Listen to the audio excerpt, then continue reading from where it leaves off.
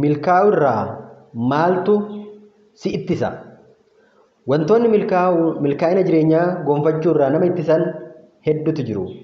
Kanneen keessaa muraasni fedhii dhabuu, kufaatii sodaachuu, jecha namaaf iddoo kennuu, duubatti deebi'uu, ofittummaa amanamummaa dhabuu, dandeettii fi humna ofii wallaaluu, mul'ata dhabuu, kaayyoo malee jiraachuu, kutannoo dhabuu, nama ilaalanii karoorsuu fi karaa namaa irra hordofuu, abdii kutuu, waan xiqqootti quufuu, sodaachuu, of tuffachuu, wareegama kanfaluu sodaachuu, dhugaa jireenyaa fi addunyaa wallaaluu.